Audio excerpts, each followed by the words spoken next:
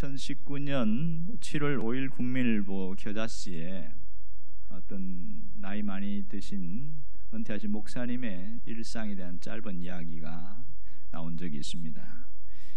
이분은 무슨 고백을 했냐면 자기 진이 결혼 생활을 오래 하면서 늘 먹는 그 밥의 음식에 대한 이야기를 하면서 자기가 늘 먹고 왔는데 가만히 생각해 보니까 아내가 해준 음식이 기억에 남는 음식들이 제법 있더래요. 그런데 사실은 내가 이 나이 되도록 살아오고 생명을 유지할 수 있었던 것은 도무지 기억이 나지 않는 그런 음식들, 그런 또 일상들이 반복되어져서 내가 여기까지 왔다, 이런 얘기를 합니다. 우리가 살아가는 모든 삶이 그렇습니다. 평범한 일상과 소소한 사건들 하나하나들이 모여서 우리의 인생이 되어지는데, 사람들은 어떤 큰 이슈나 어떤 굉장한 특별한 사건들이 우리 안에서 일어나기를 원해요. 그런 일들은 일생에서 거의 몇 번 오지는 않습니다.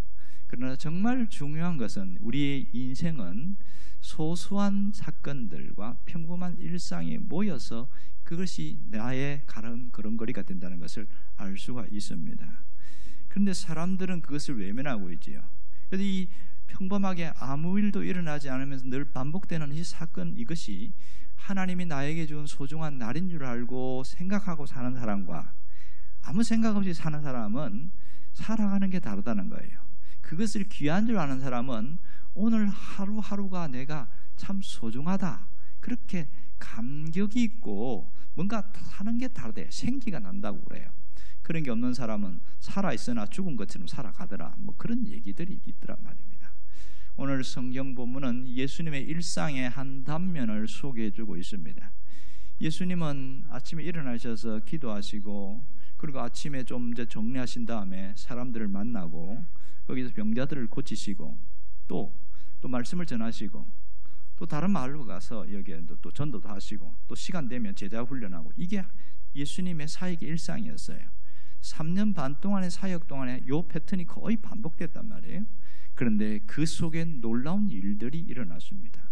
오늘 우리가 읽은 이 내용의 사건에는 베드로의 집에서 있었던 일인데, 예수님이 회당에서 말씀을 전하시고 베드로의 집으로 가셨어요. 우리 집 오십시오 이래서 갔는데, 거기서 장모님이 음식을 준비할 줄 알고 있더니 아이고 열병에 걸려가지고 거의 사경을 헤매고 있는 거예요. 그래서 예수님이 바로 그 열병을 고치주시고, 그러고 나서 곧바로 벌떡 일어나서 음식 준비하는 이런 일이 있거든요. 이게 소문에 소문이 꼬리를 이끌어서, 와, 예수 이런 일이 있더라, 저분이 누구냐, 모든 관심사가 있었고, 야, 저분한테 가면 병이 다 낫는다, 이런 소문이 나기 시작했어요. 그 다음 날부터는 베드로의 집에 사람들이 끊임없이 찾아오는 겁니다. 많은 아픈 사람들이, 이웃에 있는 사람들까지도 소문을 듣고 찾아오고, 또 예수님도 낫고, 이게 계속 소문이 퍼져 있었어요. 늘 반복되는 일상 속에 어느 날 아침에 일어났는데 사람들이, 해가 떴는데 어마어마한 사람들이 와 있는 거예요. 그런데 보니까 예수님이 안 계신 거야. 예수님이 분명히 있었는데 어디 가셨지? 이미 새벽에 해 뜨기 전에 어디 나가셨어요. 어디 갔을까요? 우린 잘 알지요. 35절에 보니까 기도하러 가셨더라, 이렇게 나옵니다. 예수님이 거기서 기도하고 계셨어요. 그 제자들이 일어나서 당황스러운 거예요. 왜냐하면 사람들은 웅성거리지 예수님 계시냐고 우리 밖에 소리 지르지, 나가보니 예수님은 안 계시고, 야, 예수님 어디 가시냐? 모르겠는데. 너 봤냐? 나 못 봤다고. 그래서 제자들이 나와서 찾으러 갔어요. 예수님 자주 가는 곳 어디냐? 그거 저기 산 뒤에 그거 있잖아, 거기 가보면 혹시 있을지 몰라. 아니나 다를까 거기 계신 거예요. 그래서 이제 막 이 다급한 마음에 이 제자들이 예수님 앞에 가고 얘기하는 것이 36절과 37절입니다. 같이 한번 읽어볼까요? 36절과 37절 시작. 시몬과 및 그와 함께 있는 자들이 예수의 뒤를 따라가 만나서 이르되 모든 사람이 주를 찾나이다, 이렇게 말했어요. 모든 사람이 주를 찾나이다. 지금 베드로의 집에 많은 사람들이 와 있다는 것을 알 수 있지요. 여기서 주를 찾나이다 할 때 이 단어가 집요하게 추적해서 찾아간다, 이런 뜻이 있어요. 그분을 막 만나기 위해서 막 집요하게 찾아간다, 이런 뜻이 있어요. 그러면 이 베드로의 집에 와 있는 사람들은 얼마나 간절한 마음으로 얼마나 자기 문제를 해결하고 싶은지 그런 간절함이 있다는 것을 충분히 알 수 있습니다. 그래서 이 제자들이 뭐라고 했어요? 예수님 빨리 갑시다. 사람들이 지금 너무 많이 와 있습니다. 저 사람들 그냥 있으면 빨리 갑시다. 그러면 일반 정상적으로 어떻게 해야 돼요? 그래? 우리 가자. 그러고 가야 되잖아요. 그런데 예수님이 이 행동이 이상하셔요. 38절 한번 보세요. 다 같이요. 이랬을 때 우리가 다른 가까운 마을로 가자. 거기서도 전도하리니 내가 이를 위하여 왔노라 하시니라. 여러분, 이 말씀이 어떻게 받아들이십니까? 지금 상황에는 예수님이 베드로의 집에 가셔야 되는데 안 가겠다는 거예요. 다른 마을로 가자고 그런 거예요. 왜 예수님이 태도를 바꾸실까요? 이 제일 당황한 사람들이 지금 제자들 아니겠어요? 왜?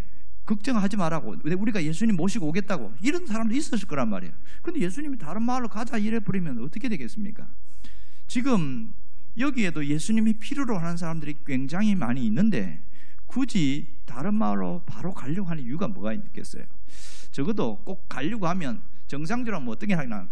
가서 먼저 급한 사람들부터 좀 이렇게 치료도 해주고 또 필요한 문제도 고민도 해결해주고, 그런 다음에 지금 내가 지금 다른 마을로 가야 되니까 꼭 오려고 하는 사람들은 따라와라, 이렇게 해서 가도 되는데 그 자리에서 바로 다른 마을로 가시겠다고 이렇게 말씀하고 계시거든요. 자, 상당히 당혹스럽고 당황스러울 겁니다. 자, 지금 그러면 이 제자들이 빨리 예수님 집으로 갑시다 할 때의 그 말에 대해서 지금 뭐 한 거예요? 예수님이 거절하신 거잖아요.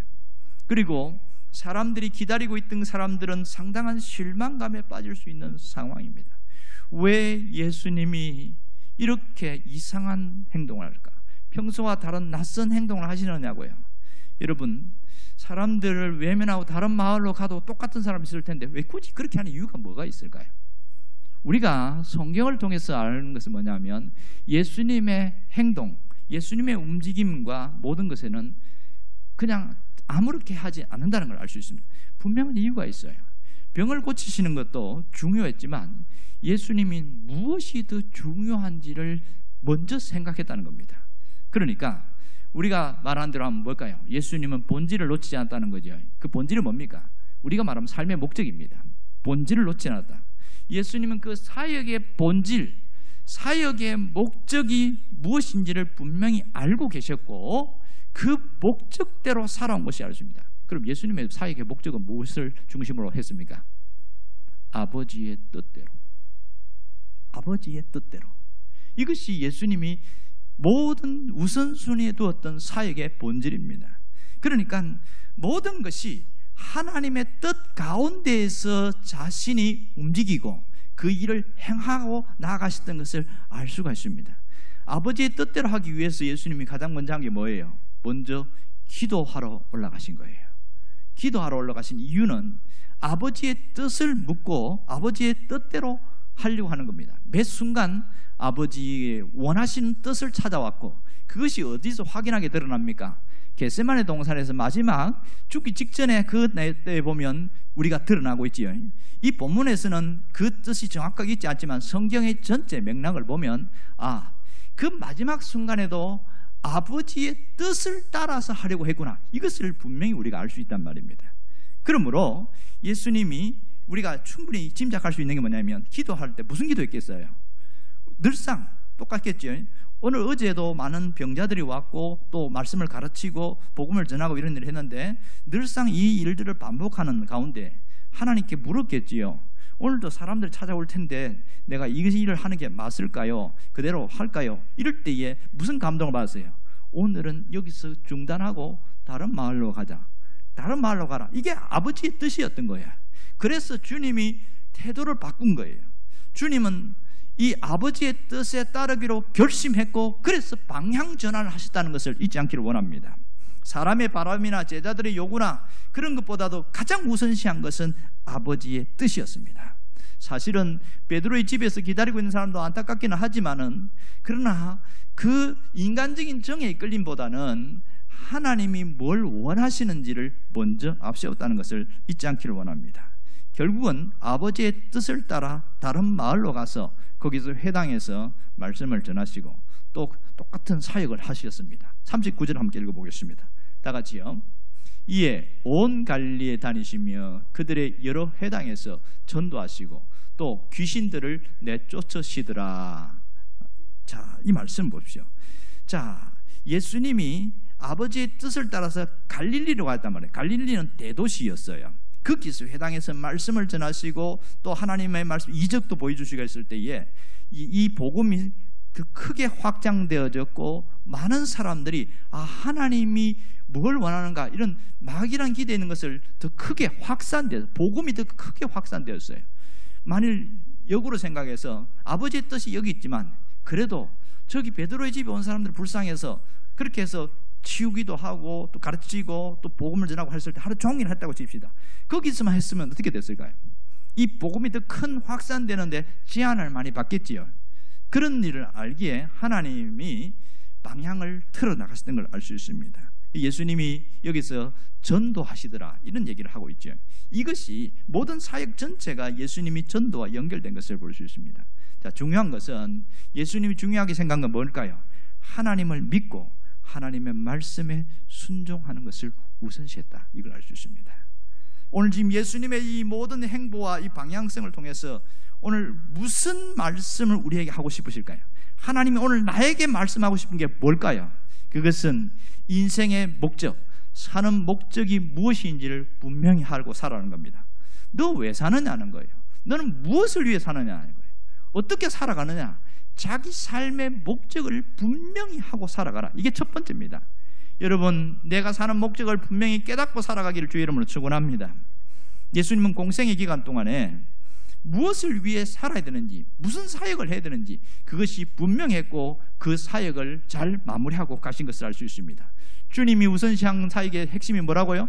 아버지의 뜻대로, 언제나 아버지의 뜻대로, 하나님이 원하시는 뜻, 하나님이 원하시는 방향대로 살아가려고 했던 것을 알 수 있습니다. 그럼 우리에게 하나님이 원하는 게 뭘까요? 예수님처럼 아버지의 뜻대로 너희도 해라, 이 뜻이겠죠. 우리의 삶의 방향성이나 목적성이나 어떤 삶의 초점이 오직 아버지의 뜻에 맞추어 나아가기를 원하는 겁니다. 예수님의 공생의 전 기간을 가만히 보면 모든 것이 자기 마음대로 하는 것이 없고 오직 이 아버지의 뜻에, 사역에 초점을 맞춘 것을 잊지 않기를 원합니다. 그분의 움직이는 발걸음과 기적과 모든 메시지 전부 다 아버지의 뜻 안에서 이루어졌다는 것을 놓치지 않기를 원합니다. 우리는 그러면 지금 어떻게 살고 있냐는 거예요. 우리는 지금 어디로 가고 있는가? 내가 가고 있는 방향성이 정확한가? 이걸 한번 깊이 생각해 보면 좋겠습니다. 2009년에 나온 책인데 아서 밀러라는 사람이 쓴 세일즈맨의 죽음이라는 책이 있습니다. 이분은 1919년 대공황 때에, 1940년 때인가요?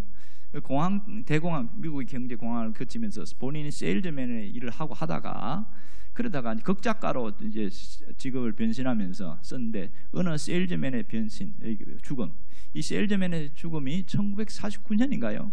퓰리처상을 받을 만큼 굉장히 그 다음부터 위대해졌습니다. 근데 이 세일즈맨의 죽음에 나오는 거 보면 윌러라는 사람이 나오는데, 윌리 로먼이라는 사람이 나오는데, 이 사람이 퇴근한 이후부터 죽음까지 24시간 동안의 내용을 거기에다 담아놓은 내용들입니다. 자, 이 윌리가 원하는 것은, 그의 목적은 세 가지였어요. 하나는 자기가 장사를 잘해서 성공하는 것, 또 하나는 모든 사람들이 자기를 좋아하는 것, 세 번째는 내 자식들이 나의 삶의 발자취를 따라서 살아오는 것. 이 소박한 이런 인생의 목적을 가지고 살아왔어요. 그런데 대공황이 찾아오면서 갑자기 아무리 발품을 팔아도 장사가 안 되는 거예요. 결국은 실직을 하게 되어지고, 그리고 사람들로부터 외면받습니다. 자식들과의 갈등이 있어요. 아들 비프하고 막 이 갈등이 일어나면서 굉장히 회의감에 빠지고, 그러다가 결국은 목숨을 끊습니다. 이 내용이 전체예요. 희곡으로 되어 있는데, 마지막 이 비프가 아버지 무덤에서 한 말이 굉장히 충격적입니다. 뭐라고 그러냐면, 아버지는 잘못된 목적을 가지고 사셨어, 이렇게 말합니다. 잘못된 목적을 갖고 살았다는 거예요. 우리도 잘못된 목적을 갖고 살면 그것이 이루어지지 않을 때에 후회와 해한과 아쉬움과 그 답답함, 허탈감에 빠질 가능성이 굉장히 많습니다. 여러분, 많은 사람들이 목적을 가지고 살아가는데 그 목적이 뭔가 잘못된 목적일 경우가 상당히 많다는 거예요. 어떤 분은 목적이 없이 살아가는 사람도 많습니다. 그래서 철학적인 질문을 합니다. 왜 삽니까? 물어보면 아주 철학적인 질문을 하는데 실용적인 대답을 합니다. 죽지 못해서 삽니다. 이럽니다. 사람들은 목적을 갖기를 원하지만 그것이 좀 내 삶의 철학이 되고 분명한 그것이 없으면 자꾸 딴 길로 세워지더라는 겁니다. 여러분, 우리가 인생의 목적을 깨닫는 특별한 계기가 없으면 살아가는 것이 환경에 이끌려가고 현실에 매여 살고 사람에게 묶여 살고 이것이 돈에 끌려가고 이것이 우리 삶의 현실이에요. 어쩔 수 없는 거지요. 그러다 보니까 세월이 가게 되어지고 인생이 허망하게 되어지는 겁니다. 사람들과 부대끼면서 상처를 받고 관계 속에서 틀어지고 뭔가 했던 것이 잘 안 되고 좌절감에 빠지고 내 건강도 약화되고 건강이 무너지고 이러면서 사람이 사는 게 뭔가, 인생이 뭔가 회한에 이런 막 그 쓴웃음이 나고 심지어 신앙을 가지고 있는 사람들조차도 허무주의에 빠지는 사람들 의외로 참 많아요. 내가 참 왜 사는지 모르겠다 이러면서 그것이 20대가 아니고 70대, 80대에 있는 분들이 그런 말을 할 때 상당히 충격이 되는 거예요. 그분이 말을 할 때는 너무 삶이 고통스럽고 힘들기 때문에 하는 말일 수 있겠지만 사실 가만히 따져보면 인생의 목적이 분명하지 않고 그냥 살아온 경우가 굉장히 많더라는 겁니다. 정말 여러분은 무엇을 바라고 무슨 목적을 갖고 살고 있습니까? 우리의 인생의 목적이 분명하지 않으면 세월의 흐름 따라 살아가고 눈에 보이는 대로 따라가고 내 눈에 즐거운 대로 내 마음이 원하는 대로 살아가고 그러다가 인생이 훌쩍 지나가는 경우가 얼마나 많은지 모릅니다. 그러면서 끊임없이 공통적인 게 뭔지 아세요? 후회와 아쉬움입니다. 내가 그렇게 살았으면 안 되는데, 내가 다시 한 20년만 젊어지면 내가 이렇게 살 텐데, 그런다고 돌아오지 않거든요. 이게 우리 현실이란 말이에요. 정말 안타까운 것은 지식이 있고 똑똑하고 재능이 있는데도 목적성이 분명하지 않으니까 이거 했다가 그만두고 저거 했다가 그만두고 이리저리 허리지부지되는 사람들이 참 많더라는 겁니다. 오늘 주님이 우리에게 주신 메시지가 뭡니까? 너 똑바로 살아라는 거예요. 너 삶의 목적을 분명히 하고 살아가라는 거예요. 내가 어렵고 안 어렵고 문제가 아니고 내가 지금 어떤 목적을 가지고 가고 있느냐, 그 인생의 목적이 분명하냐는 것을 한번 물어보고 있는 겁니다. 신앙생활도 마찬가지입니다. 목적이 없이 신앙생활하는 사람이 있고 분명한 목적을 가지고 있는 사람이 있습니다. 차이가 확연합니다. 여러분, 신앙생활의 핵심이 뭔지 아세요? 변화입니다. 변화. 신앙생활을 10년, 20년 했는데 아무런 변화가 없는 사람이 있습니다. 상당히 충격적이고 가슴 아픈 일이지요. 왜 변화가 일어나지 않을까? 목적이 불분명하면 교회에 그냥 다니는 것이지 신앙생활을 하지 않고 있는 경우가 있어요. 여러분, 변화도 없이 교회 다니는 것은 신앙생활이라고 하지 않고 종교생활이다 이렇게 말합니다. 그것은 불교인들도 똑같이 그렇게 해요. 오히려 그들은 자기가 뭔가 깨달음을 위해서 지극정성을 하고 뭔가 부처님을 모시는데 우리보다 더 정성을 다하는 경우가 굉장히 많아요. 그런데 비하면 우리는 너무 날라리예요. 너무너무 대충대충 하고 있어요. 오늘 신앙생활의 변화 가장 두 가지인데, 하나는 신분의 변화입니다. 예수를 믿는다고 하면서 신분이 변화되지 않는 사람은 가짜입니다. 누구로 봐요? 하나님의 자녀로 바뀌어야 됩니다. 하나님의 자녀로 신분의 변화가 있어야 제대로 된 신앙생활의 첫 번째고요. 두 번째는 가치관의 변화입니다. 가치관의 변화. 내 생각이 달라지고 내가 말하는 게 달라지고 내가 살아가는 게 달라지고 사는 목적이 달라지고 가치관의 변화가 일어나야 행동이 달라지게 되어 있어요. 여러분은 어느 자리에 서 있습니까? 어떤 분은 신분의 변화는 일어났는데 가치관의 변화가 일어나지 않은 분이 있습니다. 어떤 분은 아직도 신분이 내가 불분명한 사람이 있습니다. 여러분, 정말 신앙생활의 핵심은 변화가 일어납니다. 내가 신분의 변화가 일어났고 가치관의 변화가 일어난 상태에서 하루 시간이 지나면 상당한 변화가 일어납니다. 이런 방향성이 정확할 때에 사람이 달라져 있어요. 내가 변해야지, 내가 달라져야지 이런다고 되는 게 아니라 방향이 딱 맞춰야 된답니다. 가치관이 세상 중심에서 하나님 중심으로 바뀌고, 내가 돈 중심에서 신앙 중심으로 바뀌고, 가치관이 달라지기 시작하면 변화가 일어나는 겁니다.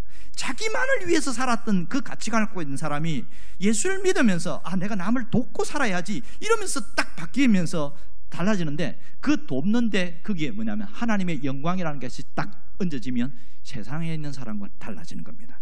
세상에 있는 사람도요, 불쌍한 사람 돕는 일 굉장히 잘합니다. 그러나 그것은 자기의 본성에서 나오는 것이지 우리하고는 다른 거예요. 우리는 언제나 내가 모든 행보에 하나님이 거기에 있어야 이 변화가 일어나게 되어집니다. 주님은 오늘 우리가 어떤 삶을 살기를 원하실까요? 주님은 우리가 신앙의 본질을 잃지 않기를 원하십니다. 우리가 삶의 목적을 분명히 하고 살기를 원하셔요. 사람이 왜 방황하는지 아세요? 목적성을 잃어버려서 그렇습니다. 방황하는 이유는 그 목적성이 무너질 때에 사람들이 흔들리게 되어집니다. 정말 중요한 것은 내가 살아가는 인생의 목적이 정확해야 되고, 내가 신앙생활하는 목적이 분명해야 이것이 신앙생활이 참 좋다, 이런 감격과 감동이 있어요. 이게 무너지게 되어지면요, 오히려 예배당에 나오는 것, 신앙생활하는 것 자체가 얼마나 무거운 멍해인지 몰라요. 그런 사람이 아무도 없기를 원합니다. 정말 이 삶의 목적을 깨닫는 현명한 사람이 되기를 원합니다. 신앙생활에서 그러면 이 삶의 가장 우선적 목적은 무엇일까요? 하나님을 잘 섬기는 겁니다. 하나님을 제대로 섬기는 것이 신앙인들이 가질 가장 첫 번째 목적입니다. 톨스토이가 살아있을 때 그가 한참 사색하면서 고민했던 질문이 하나 있습니다. 인생의 목적이 뭐냐? 인생의 목적이 무엇인가? 이 똑똑한 톨스토이가 그걸 풀어내지는 못하는 거예요. 이리 고민하고 저리 고민하고 아무리 애를 써도 해결을 못 하는데, 그 답답한 마음을 가지고 한 번은 자기 친구인, 농사를 하고 있는 친구인 그 친구에 가서 이런저런 얘기하다가 내가 요즘 참 고민을 하고 있는 게 하나 있다고 그래. 그게 뭐냐 그랬더니 인생의 목적이 무엇인지 모르겠다 이럽니다.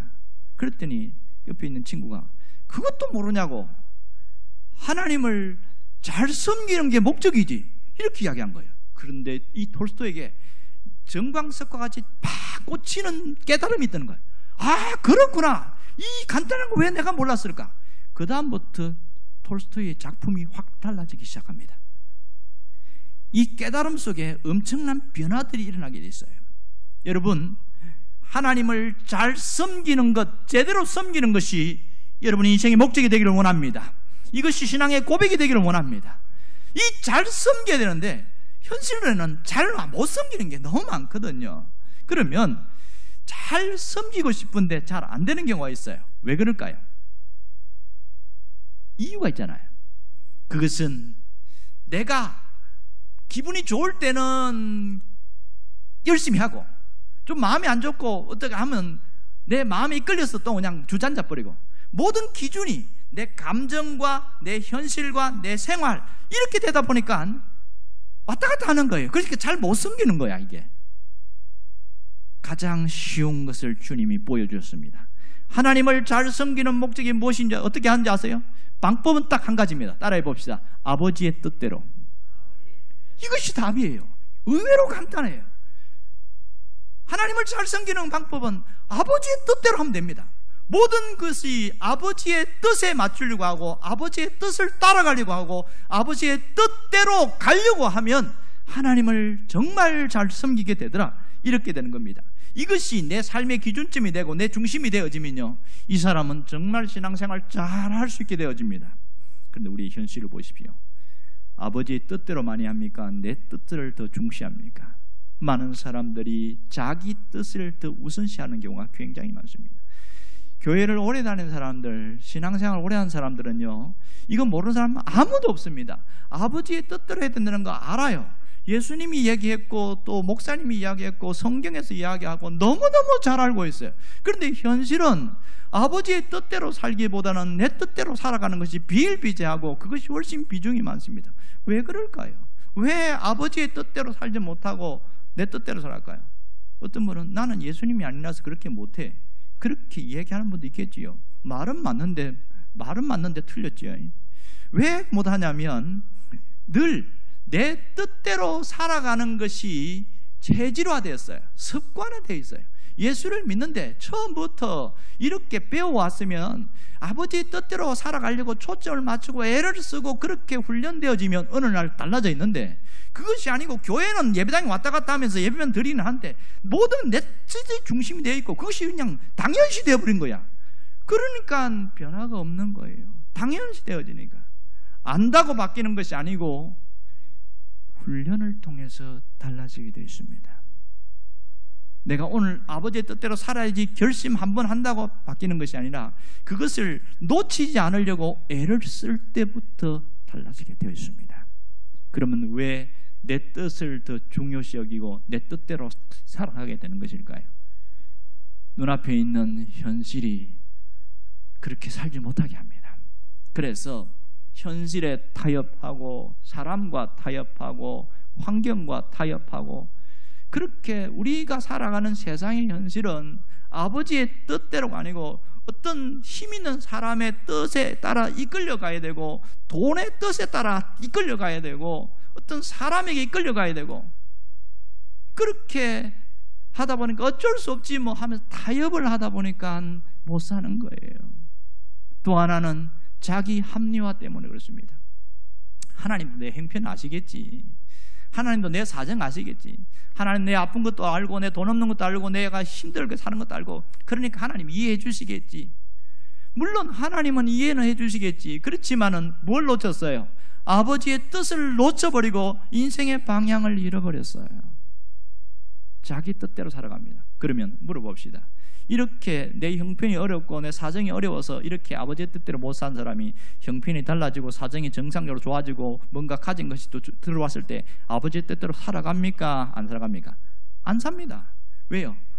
내가 내 뜻대로 살아가는 것이 체질화되어 버려서 그렇게 못 살아요. 그게 낯설고 생소하거든요. 처음부터 예수 믿을 때부터 이것이 딱 마음의 중심이 되어 있는 사람들은요 당연하게 여깁니다. 새벽기도 나오는 거 얼마나 힘든지 몰라요. 특히 밤늦게 자는 사람, 12시, 1시, 2시 자는 사람은 새벽에 나오는 게 죽음입니다.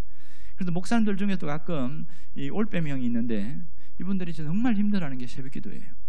새벽기도 누가 만들었나 그러면서 타령을 합니다. 예수님 만들지 누가 만들었어? 내가 어떤 분은 새벽기도만 없으면 내가 목회할 만하다, 정말 그런 분도 있어요. 사실 제가 전에 4시에 새벽기도 할 때 3시 반에 일어났는데 와, 사는 게 아니야. 4시에 새벽기도 하니까 막 정신이 없는 거예요. 새벽기도 끝나고 나면 자지. 그런데요, 이게 몸에 붙으니까 당연하게 되어지고 익숙해지고 견딜만 하더라고요. 아, 습관이 중요하구나. 신앙생활은요 올바른 습관을 익혀나가는 거예요. 아버지의 뜻대로 사는 것도 마찬가지입니다. 그렇게 살아가려고 애를 쓰고 습관화시키기 시작하면 그것이 내가 당연하고, 그렇게 안 살면 내가 뭔가 이상하고 낯설게 느껴진다는 겁니다. 여러분들이 이걸 깊이 생각할 수 있기를 원합니다. 아버지의 뜻과 내 뜻에 60대 40으로만 살아도 굉장히 잘하는 사람이에요. 실상 소소한 사건들과 뭔가 선택을 할 때나 결정을 할 때 내 뜻보다 아버지의 뜻이 앞선 사람, 이 사람은 대단히 믿음 좋은 사람입니다. 하나님은 우리의 형편과 우리의 사정을 너무 잘 아셔요. 내 뜻대로 살아간다고 해서 하나님이 재앙을 내리거나 침판하시거나 그렇지 않고, 야, 너 그렇게 살면 인생이 그렇게 헛되게 산다, 정신 차리고 참 다시 바꿔라, 끊임없이 말씀하시지 갑자기 하나님이 심판하시는 분 아니라는 걸 알아야 됩니다.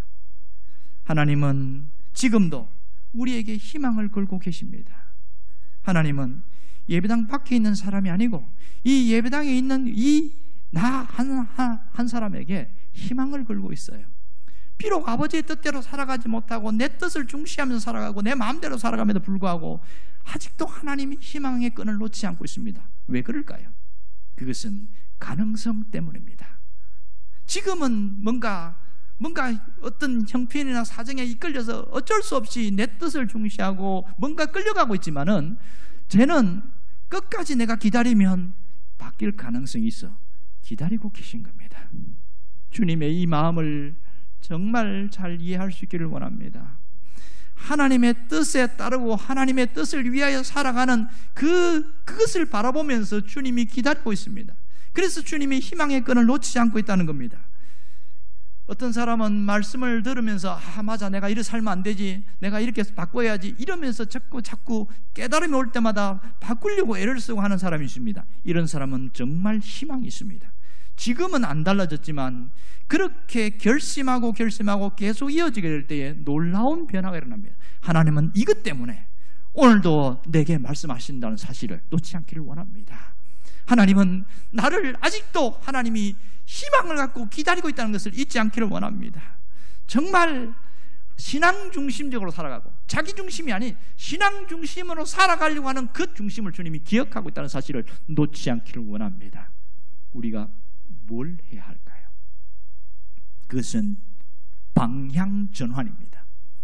내가 방향 전환이 일어날 때에 놀라운 일이 일어납니다. 기도의 자리로 방향 전환하시길 바랍니다. 정한 시간 정한 장소에 기도하는 그 자리로 갈 수 있기를 바랍니다.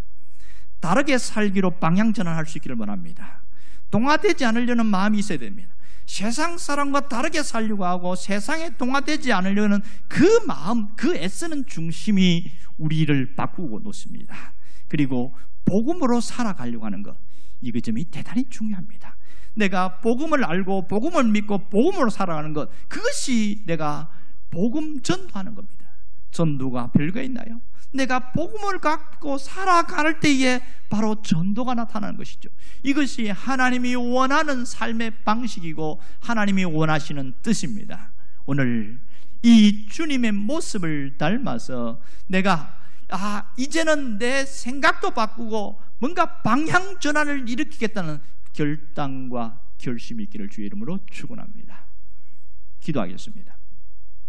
주님과 함께 살아가는 신앙생활이 기쁨과 감격이 있게 하여 주시고 내가 살아가는 목적을 발견하고 신앙생활하는 목적을 다시 한번 깨닫고 마지막 주님 앞에 갈 때에 후회가 없는 인생을 살아가도록 그렇게 결단되기를 원합니다. 주여, 이번 한 주간의 삶에도 하나님의 은혜와 역사가 나타나게 하여 주옵소서. 예수님의 이름으로 기도합니다. 아멘.